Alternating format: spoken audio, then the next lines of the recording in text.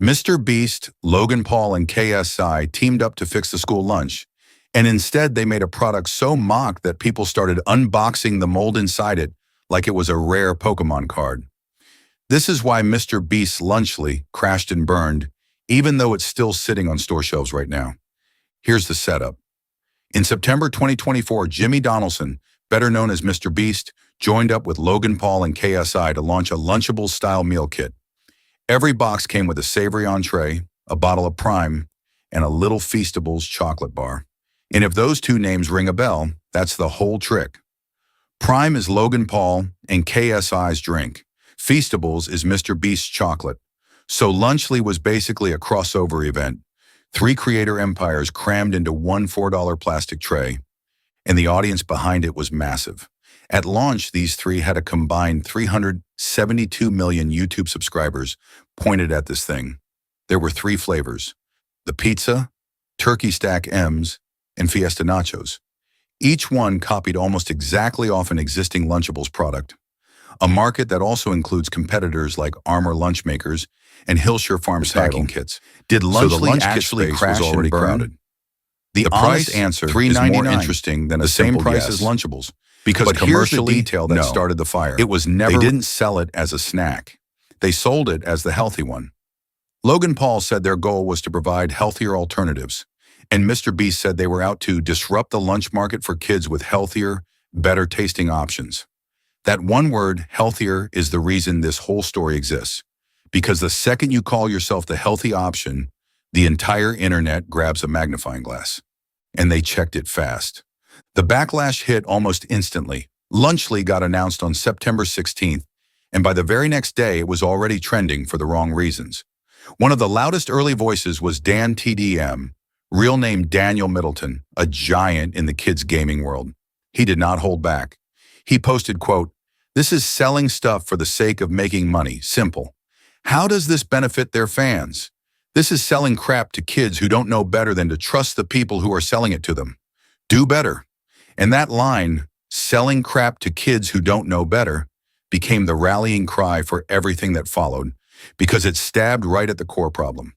3 grown men with hundreds of millions of young fans selling those fans processed food and calling it good for them. Now, the founders could have taken that quietly. They chose violence instead.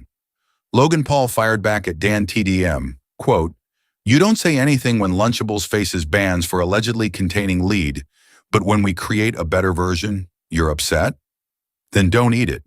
KSI piled on with, "If you don't want or like a product, just don't buy it. Simple."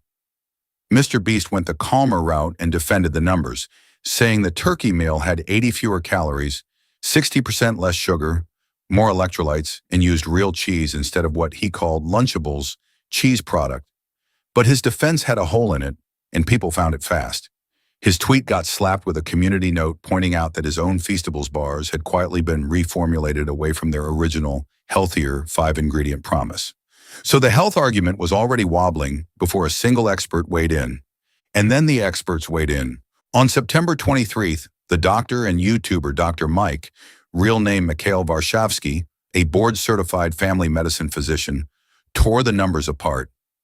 He pointed out that one turkey stack M's meal is only about 230 calories, so a kid would need to eat almost 3 of them just to hit a normal lunch, and by then they'd be swallowing nearly their entire daily sodium limit.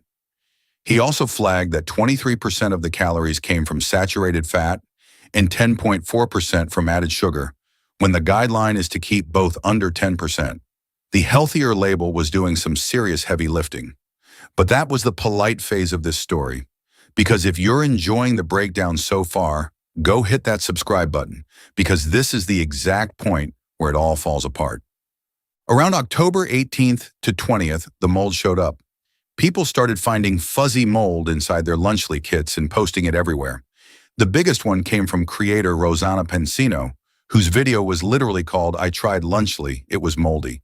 Her pizza kit had mold on the mozzarella months before the use-by date of December 8th. Her warning was blunt, quote, "Please be careful, everyone. This is not safe and not okay, especially for children." And it wasn't a one-off. A Twitch streamer named A Spicy Cow actually bought dozens of boxes trying to prove everyone wrong, and found mold in box number 22. It got so common that people joked opening a moldy Lunchly was like unboxing a rare Pokemon card. Here's the twist that makes it almost poetic. Remember the real cheese flex? Part of Lunchly's whole pitch was that it used real cheese while Lunchables used a cheese product. But real cheese spoils faster. So the exact thing they bragged about may have been feeding the mold problem they were now scrambling to deny. And it got worse. As the mold clips spread, a fake FDA recall notice started going around online. Turns out it was a hoax, reportedly printed by a store employee off a rumor, not any actual government action. There was never a real FDA recall, but the complaint numbers get murky here, so I'm going to be straight with you. TMZ, citing FDA sources, reported the agency got more than 10 complaints, including one person who said they got sick. But Boston 25 News reported the FDA told them directly it hadn't gotten any complaints. So even the paper trail contradicts itself, and I'm flagging that instead of pretending either number is settled. So how did the founders handle all this? They dug in harder. On the Impulsive podcast in late October, KSI played the hypocrisy card, quote, "It's fine for Sanat, and it's fine for FaZe Rug, and it's fine for Ryan Trahan. But for us, oh, we're the bad guys." Then on October 28th, Logan Paul dropped a fact-check video where he claimed that in the first 4 weeks, their headquarters got a bomb threat over a $4 lunch kit, and he ended it with the now infamous line, "It is a new era, and the Opps are going to have to try harder." What makes this even messier is what he did next. He went after Rosanna Pansino by name and called her an attention-hungry little clout goblin. Insulting a critic by name while your product is visibly growing mold is not what you call textbook damage control. And later, KSI would claim on the podcast that the whole DanTDM feud was partly a marketing stunt to push his song Thick of It, which almost nobody actually believed. And through all of it, the biggest name on the box went quiet. MrBeast mostly disappeared from the fight after his one early reply, and the timing wasn't random. The launch landed right in the middle of his own separate controversies at the time, including scrutiny surrounding Beast games on Amazon MGM Studios. So Logan Paul was out front throwing punches while the guy with the most subscribers stepped back into the shadows. Now here's the piece of context that makes the whole healthier pitch hit completely differently. Back in April 2024, months before Lunchly even existed, Consumer Reports had asked the USDA to pull Lunchables out of the National School Lunch Program over concerns about lead, cadmium, and sodium. And Kraft Heinz did eventually pull Lunchables from that program. So Lunchly launched at the perfect moment, right when the original was getting kicked out of schools. The pitch practically wrote itself. The old junk food is out. Here's the better version. There was just one problem with that story. It wasn't true. On July 31, 2025, Consumer Reports did to Lunchly exactly what they'd done to Lunchables. They lab tested it, and the results gutted the entire marketing pitch. Their director of food safety, James Rogers, said it flat out, quote, "We tested these kits just like we did Lunchables. We found no reason to call them healthier and found similar concerning levels of lead to those we found in other lunch kits." Let's go through what they actually found, because it gets damning. On lead, and it's worth noting that under standards like California's Proposition 65, even trace levels of lead in food products carry formal warning obligations. Consumer Reports measured against their own level of concern. The pizza hit 78%, Fiesta nachos hit 56%, and Turkey Stack M's hit 36%. 2 of the 3 kits carried more than half of that concern level for lead. To be fair, none of them went over the line. But as Consumer Reports put it, there is no safe level of lead. And here's the part that really stings given whose face is on the box. Skipping the Feastables chocolate bar dropped a kit's lid level by about 30% on average. The MrBeast bar was a big chunk of the problem. On sodium, it gets no better. The kits ran from about a third to nearly half of a young kid's entire daily sodium in a single lunch. The pizza had 710 milligrams, Fiesta nachos had 740, and when Consumer Reports lined the pizza up against Lunchables pizza with pepperoni, the two came out, in their words, roughly similar on calories, fat, saturated fat, carbs, protein, and sodium. So the healthier product was basically a tie with the thing it was trashing. So what about that 60% less sugar claim?